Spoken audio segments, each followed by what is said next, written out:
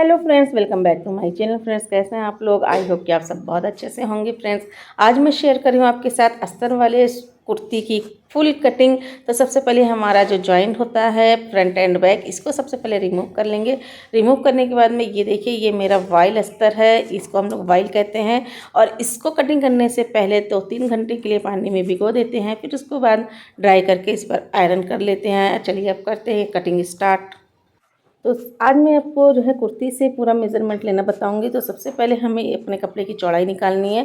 तो चौड़ाई मैं 3 जगह से मेज़र कर रही हूँ, बस्ट से, हिप से और दामन से। तो दामन सबसे ज़्यादा है, तो दामन में जो है, दामन और बस्ट मतलब इक्वल ही है करीब करीब।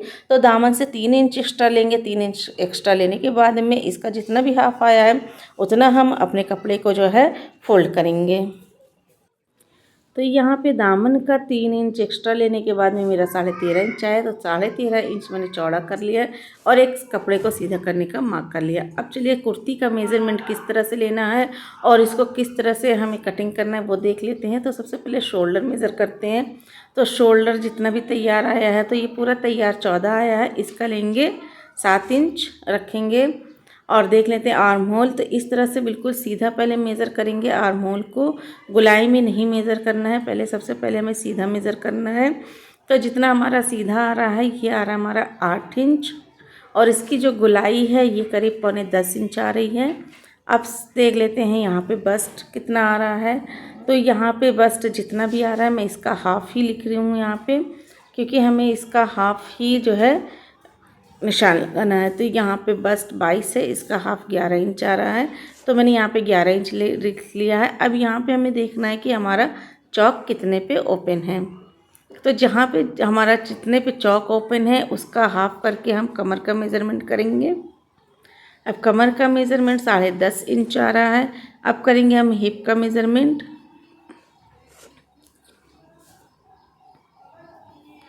तो हमारी कुर्ती का जितना जितना मेज़रमेंट है उसका सब का मैंने हाफ करके लिख दिया, क्योंकि हमें जो अपने कुर्ती का निशान लगाना है 4 फोल्ड कपड़ा करके हमें पूरा हाफ का ही निशान लगाना होता है।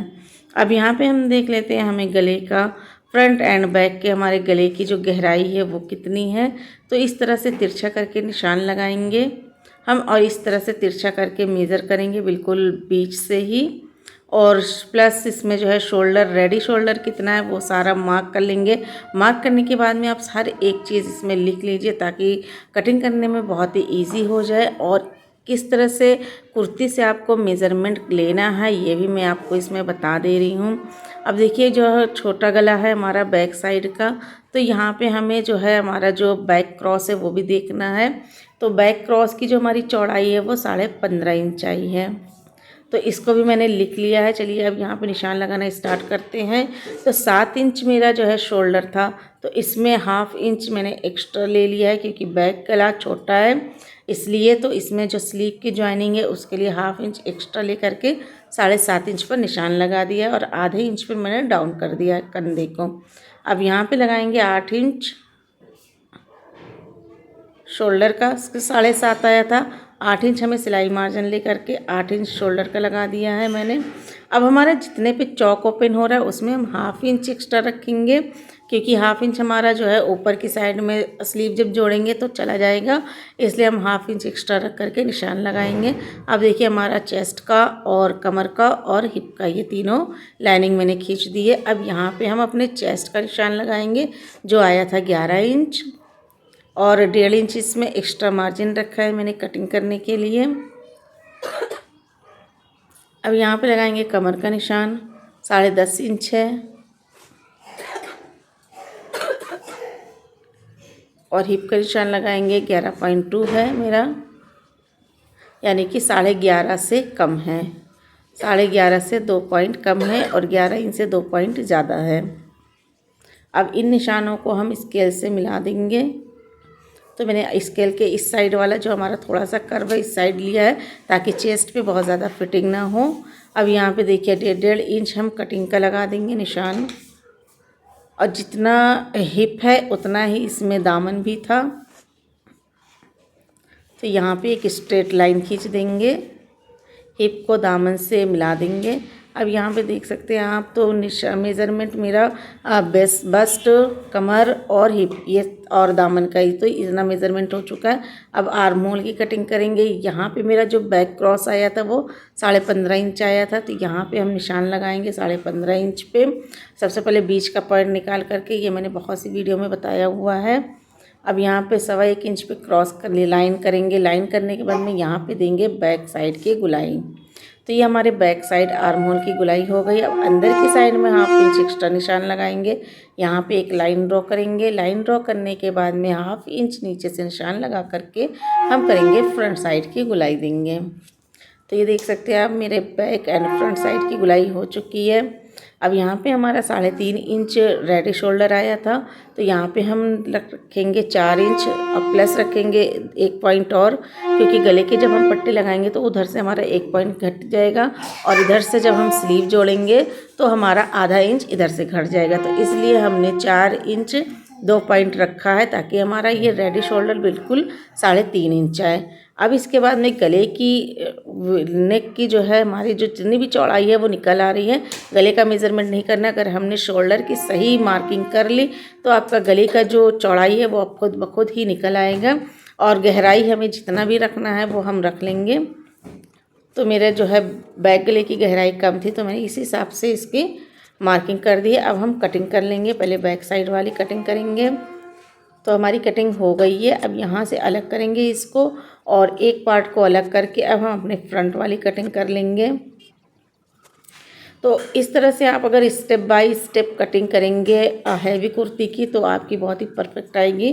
तो लाइनिंग हमारी कट हो चुकी है। अब यहाँ से मेन फैब्रिक को लेंगे। अब इसमें भी देखिए हमारा 2 फ्लावर्स पैचेस बड़े बड़े से हैं, इसको भी हमें ध्यान में रखना है कि हमारी पूरी कुर्ती में आए, कहीं से साइड से ये कटे ना।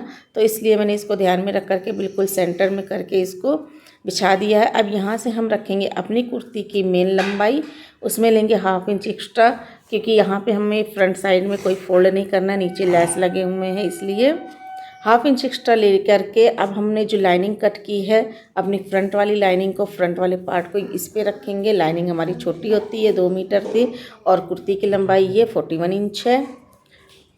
तो अब देखिए इसको अच्छे से पहले आपको अच्छे से बिछा लेना है, बहुत ही अच्छे से प्रॉपर तरीके से, ताकि आपका कहीं से भी कम ज़्यादा ना हो। देखिए एक्स्ट्रा अगर आपका ज़्यादा हो जाता है तो कोई बात नहीं, आप कट कर लेंगे, लेकिन अगर कम हो जाता है तो हैवी साइज़ में वो भी तो बहुत ही दिक्कत आती है। तो यहाँ पे मैंने इसको जो है दोनों जो है मैंने लाइनिंग को और जो मेन फैब्रिक है इसको मैं सिक्योर कर दे रही हूँ पिन से। अगर आपके पास पिन नहीं है तो सुई धागे से भी इसको कच्चा कर सकते हैं, बट अगर बिगनर्स हैं तो इसे बिना कच्चा किए कटिंग मत कीजिए कि डायरेक्टली आप रख करके कटिंग मत कीजिए, वरना ये खिसक जाएगा अंदर से तो आपका कपड़ा कम हो जाएगा। तो इसको बहुत ही अच्छे से सिक्योर करके फ्रंट पार्ट की हम कटिंग कर लेंगे।